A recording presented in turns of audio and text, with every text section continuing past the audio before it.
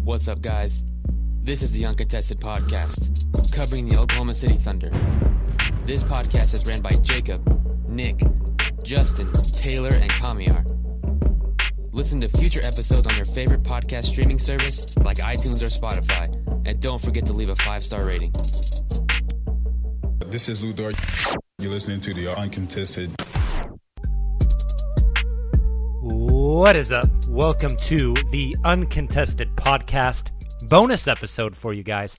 Before I get in that bonus episode content, we are brought to you by the Blue Wire Podcast Network. Make sure you check out Blue Wire on Twitter. They're at Blue Wire Pods, and at their website, bluewirepods.com. Super happy to be part of the Blue Wire family. This episode also brought to you by betonline.ag. Now, I know we just dropped a podcast yesterday, but we got a very special episode for you today, a little bonus episode. It's not too long. Our very own Nick Crane got a chance to have a teleconference. He didn't get to sit down with him face-to-face, but got a teleconference with Boston Celtics center, former Thunder center, Enes Kanter. If you don't know, Enes Kanter is opening a charter school here in Oklahoma City. He's in the initial planning phases of that. And so Nick scheduled an interview with Enes to talk about that charter school, and that led into them talking about Enes's time in Oklahoma City, his relationship with Russ and Steve, and a plethora of other things. It's a great interview, and we really hope you guys enjoy it. You don't want to listen to me, so I'm just going to go ahead and patch you right over now to Enes. Hope you guys enjoy. Perfect. Okay. So I kind of want to start off by asking a couple of questions about the school that you're planning on opening in Oklahoma City. It sounds like you're planning on opening a charter school that would primarily serve, maybe some minority students or low-income families, things like that. Right. What kind of sparked your interest in doing that? First of all, the reason I wanted to give back to Oklahoma, because I don't know how much do you know about all the Turkish stuff going on, and between me and my country. And I remember, from the day one, they opened their arms, give me a warm welcome, and then not just the players, not just the organization, just Oklahoma City Thunder, but the whole state of Oklahoma, supporting me and give me a huge support. So that's why I wanted to give back to Oklahoma in that way, education. And, I remember promising my mom, actually, when I was 9 years old, I told my mom, I was like, Mom, if I become famous or rich one day, the first thing I'm going to do, I'm going to open up a school. And then she was just very happy because, I think the education is the most important thing that we can give back to our generation. So that's why she was so happy.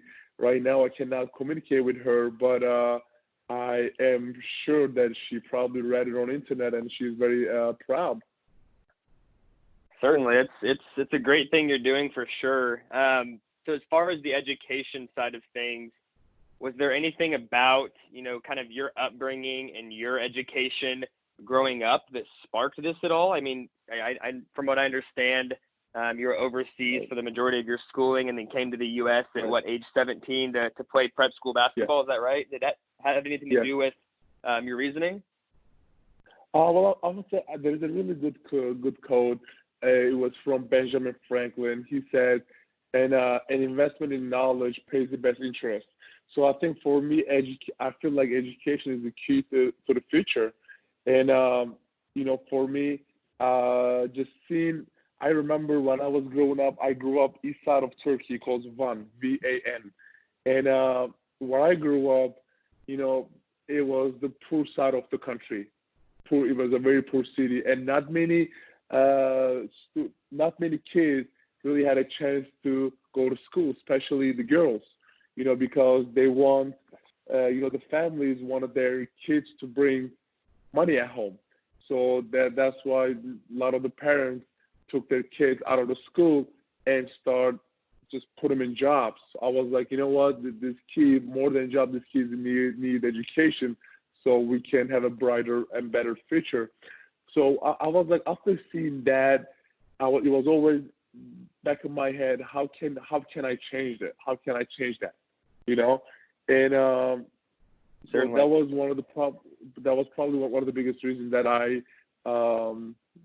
I decided that. Awesome. Can you kind of give us a roadmap or an update on the status of the charter school? When you foresee that, coming to fruition and how all that's going so far? It's going pretty good. Obviously, Oklahoma, I lived there for 2.5 years. I know both senators. I actually give a talk in the Oklahoma Senate. I know the mayor really well. So, and my relationship with Oklahoma still so amazing. So I thought it's a very easy, going to be a transition because I know a lot of the people. So right now, of course, we still need to, put the board together, and we still need to look for land and all that stuff. But people are making this so easy on us just because of it's Oklahoma City. Absolutely. Mayor Holt is a great guy. Got to speak with him a few times, and that's great that you've got him on. He's a great dude. Is there anything that the people of Oklahoma can do to kind of support you and get this effort going along? Well, I think they already did it enough. So right now, what I want to do for them is just give back to them, And so right now, hey, if I need anything from them, I will definitely let them know somehow. But right now, I am all good. I just need their support and prayers. Absolutely. Have you spoken to LeBron at all? I know he's done the whole opening a school type thing. Have you spoken to him at all, or have you taken anything negative or positive on that front to kind of gear towards your goal? I have not spoken with him about that conversation, but what he did with, I promise, it inspired me because I think, he's obviously one of the best, maybe the best basketball player on earth right now. But I think what he did with that school, it was the most amazing that he has ever done with his career on and off the court, because what he did was so unselfish, because he gave back to community with education, So it inspired me, and LeBron was definitely one of the biggest reasons that I wanted to open up one too. Because obviously I'm not making as much as LeBron is making, but still, I feel like if, God give us so much ability to give back to community. So I think not just me, but I hope what LeBron did, what I'm doing right now, will inspire other players too, not just basketball players. I hope the platform you're giving me, that so more people can hear me, the football players, baseball players, and who has this platform can use this, and we can bring a change, I hope. Absolutely. So as far as I know, you're still doing an annual basketball camp in Oklahoma City. Is that true? Yes.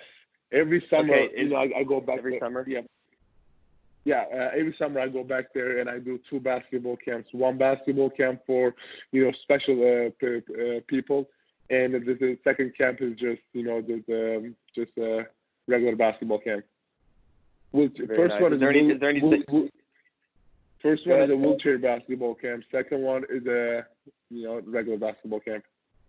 Okay, very cool. Is there anything else that you still come back to Oklahoma City for outside of you giving back, which is great? I'm sure that you're still a fan favorite in Oklahoma City, even being a couple years removed. Is there anything you still come back for? Any restaurants that you like to visit when you're back, or outside of basketball? Anything that brings you back to the city? I'm trying to think. Well, especially summertime, I'm so busy because I'm doing around 50 basketball camps around America. But now Steven Adams is there. If he invites me, for sure I will come and visit.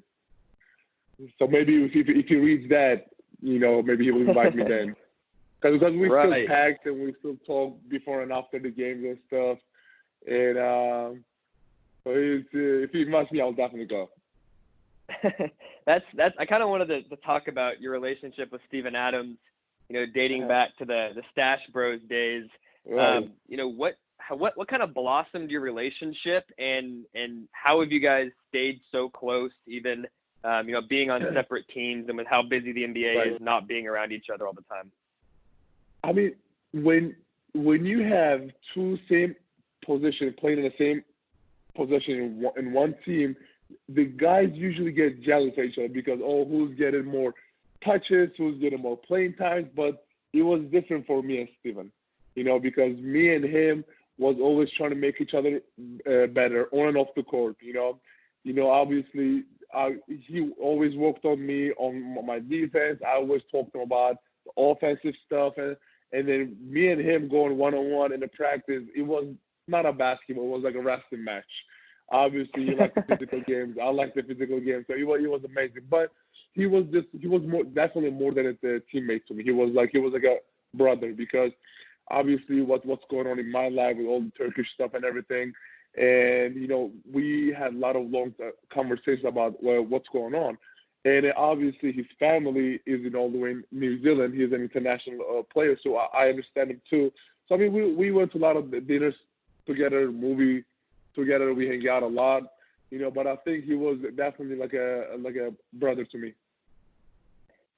So outside of, and you mentioned helping each other work on your games in the areas that you may have been better, helping him, areas he may have been better helping you. Outside of just skill type things when it comes to basketball, maybe it's a mindset, maybe it's something off the court. What's something that Steven Adams has taught you, during the time that you guys have been friends, that's something that you still carry with you today that's made you a better person? I'm trying to think, because I'm trying to think. Let me see. I'm trying to give you a good one.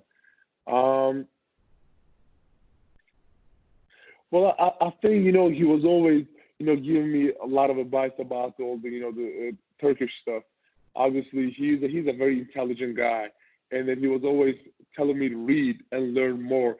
So when I like give an interview, or when I go to a live TV show or this and that, so just because it's my second language, of course, like sometimes it's so hard. Like even normal daily talk is hard, but now I'm talking about like some of like the issues going on in my life and in Turkey, like the foreign policy and all that stuff. He was always telling me to educate myself. So I remember, a lot of my teammates were going out, going to parties and this and that. I was coming home trying to read and learn about what's going on. So it did help me a lot. Certainly. So looking back at those one-on-one games with Steven Adams, who would you say won more of those competitions between the two of you? I would say Steven. I would say Steven for sure. That's funny. So speaking of another former teammate, and you've been very vocal on this, which I think the people of Oklahoma City and Thunder fans especially appreciate. But, over the past few years, there's been a lot of slander against Russell Westbrook as a teammate, speaking about how he, players become better once they leave his team, and guys can't reach their full potential, playing with Russ. And you've made it very clear on, national television and interviews and things like that it's not the case, that Russ is a great teammate. Can you kind of speak on what Russ was like as a teammate, as a leader, and how important it is to have a guy like him on your team as you come up as an NBA player? I mean, people always see that, that crazy part of Russ. Whenever he's on the court, he always screams, he always yell, he always try to get under like other teammates' skin, and he has no friends but just his teammates. So that's why people think he's that mean guy. But actually, as a teammate, he's very funny. He always makes jokes, and he's just a very chill dude. I remember just all the everybody. I remember all the rookies, all the young guys. Everybody loved him and respect him so much. And then people talking about like, oh, is he like that player people talk about? Is he like that leader? I mean, this guy averaged triple-double 2 years in a row. I don't think any player done that in NBA history. And one thing I love Russ. He always fired up because you see your leader, you see Russ is going out there giving himself 100%. You're like, there's no way anybody on a team can take a day off. That's why, just because of Russ was so fired up, we were giving ourselves 100% every night. And like I said again, man, one thing I love about Russ, he makes himself better and he makes everybody else better around him. I feel like that's what makes him really special. And people are saying like, oh, he's not a good teammate, this and that. I love the guy, and he was an amazing guy. Yeah, absolutely. And I think you're spot on. That narrative that goes around is definitely not something that makes sense if you've watched Thunder basketball, over the past 5-10 years. Before we get back to the interview with Enes, I wanted to take a quick moment to tell you guys about betonline.ag. BetOnline is the fastest and easiest way to bet on all things sports. March Madness, the Masters, Major League Opening Day are all right around the corner, and BetOnline has you covered for the latest news, scores, and odds. It's the best way to place your bets, and it's free to sign up. The best part, when you sign up with BetOnline, they're going to give you a 50% welcome bonus. So you put $100 in your account, it's actually going to show up as $150. The Wilder-Fury matchup goes down this Saturday night, and we can't think of a better way to wager on the fight than doing it with actual free money from BetOnline. Head on over to betonline.ag and use our promo code BLUEWIRE, all one word, to receive your 50% welcome bonus on your first deposit. We signed up and it's super easy. If you're already betting, it's a fantastic way to support this podcast. Again, that's promo code BLUEWIRE, all one word, when you sign up at betonline.ag. BetOnline, your online sportsbook experts. The next couple questions, I've only got a couple more I want to ask. They're more lighthearted. So whether it be Steve or whether it be Russell Westbrook or any of your former Thunder teammates, is there something, whether it be a hobby that nobody knows about or just something strange? What's something about one of those guys we've discussed that the common person wouldn't know about them? Well, Russ loves gummy bears. He loves drinking Snapples. And not diet. I remember one time Sabonis was a rookie, and one of his rookie duty was bringing Snapples in the plane for Russ every road trip, right? And then I remember this road trip he brought Snapples, but it was a diet Snapple. And Russ is crazy. I was like, why would you bring me a diet? I don't want diet Snapple.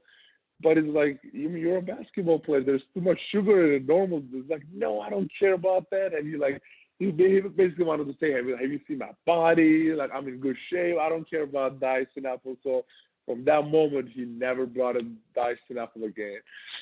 And one thing about, let me try to think about something with Steven Adams. I don't know how much people know how smart he is. I feel like he's one of the most influential and one of the most educational, smart people I have ever seen. Probably the smartest basketball player I have ever played with or against. Really? Yeah. Interesting. That's high praise. You played with some great players. Right. Speaking back on the rookie Sabonis story, was there anything that you had to do as a rookie in your first year of the NBA that's funny to you? Seeing the rookies right now, they are like having an amazing time. I remember when I was a rookie, Al Jefferson and Paul Millsap was my veterans, and I remember I used to carry a pink backpack everywhere. I used to drink food and drinks in a plane, and I remember. So one time, I had to bring donuts in every morning practice. Even like when we're on road game, I have to go take a cab, find a donut shop, and bring the donuts in a practice. And I remember that one morning I forgot, right? After the practice, I came into my locker room.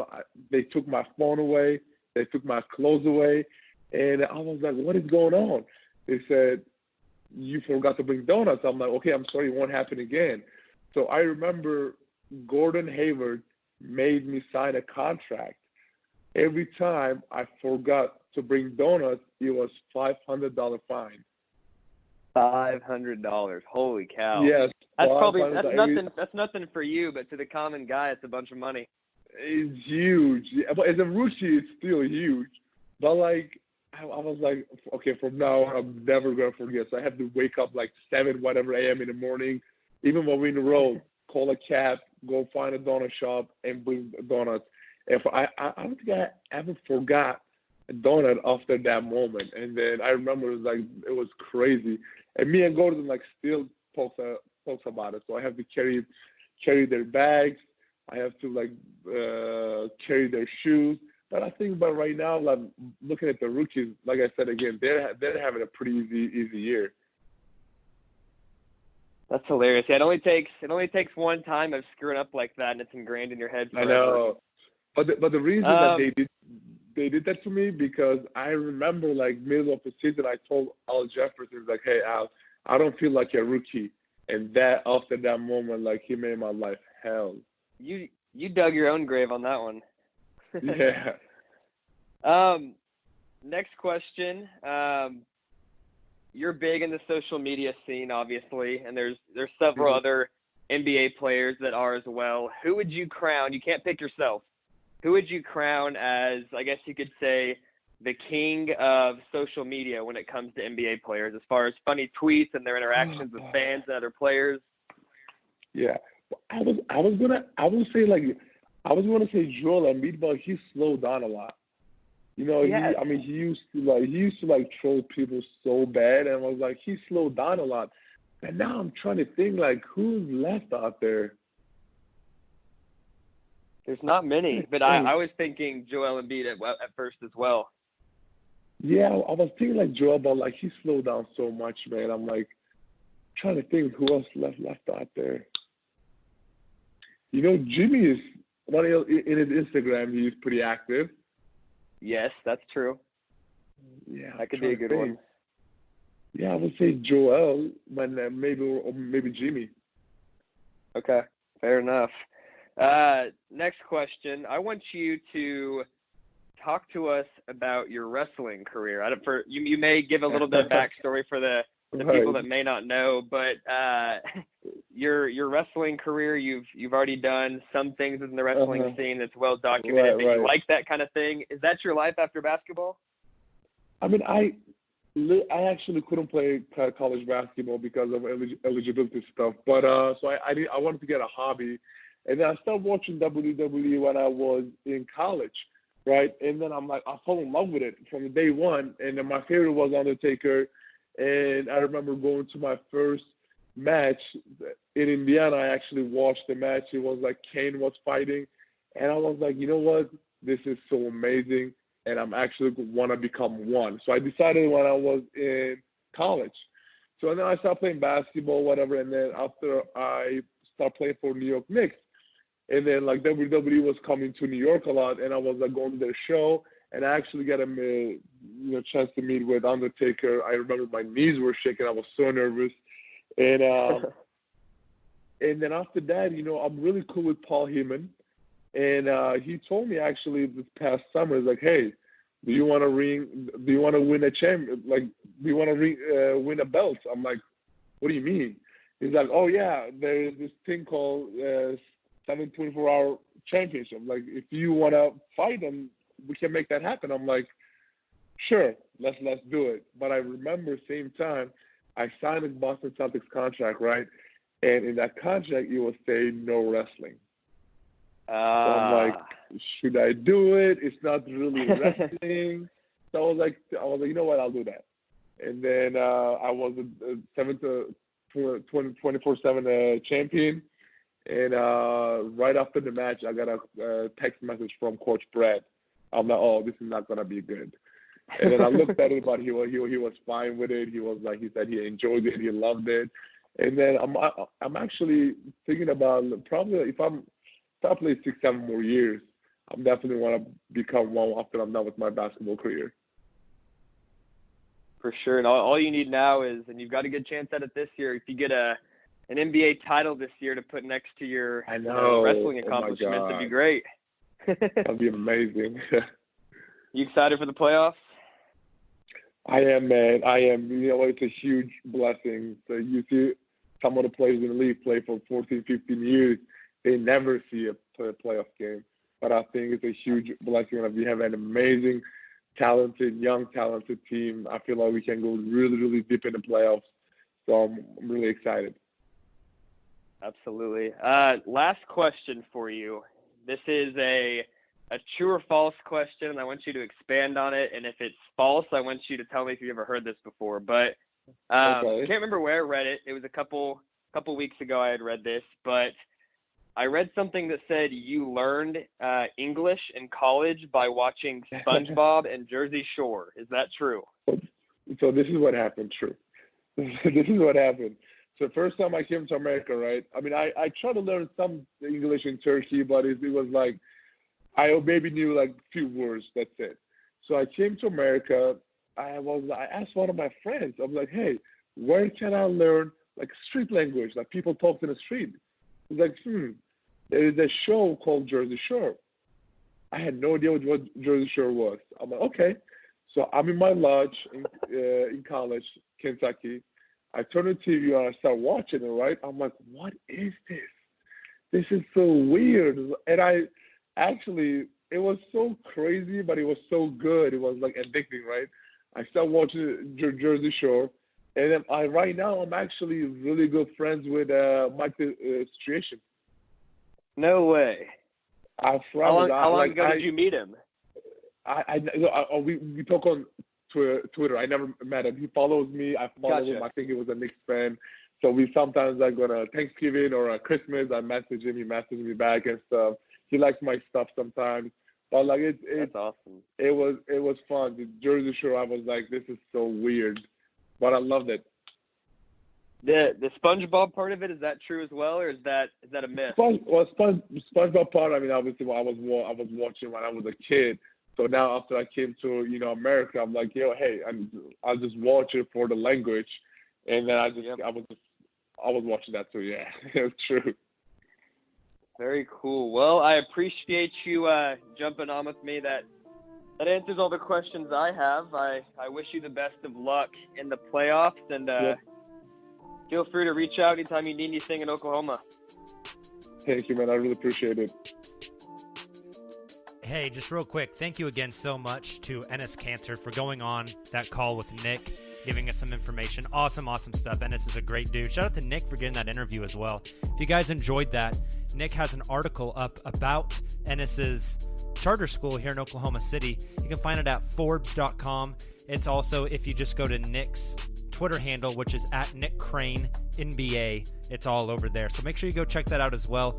Hope you guys enjoyed this episode. If you did, please consider leaving us a 5-star rating. Check us out wherever you are on social media. Subscribe to our podcast. We have post-game podcasts after every Thunder game and a weekly podcast every Monday morning. So check those out. You guys have a great weekend. We'll be back with you soon after the Thunder take on the Denver Nuggets Friday night. Have a great one. Thunder up.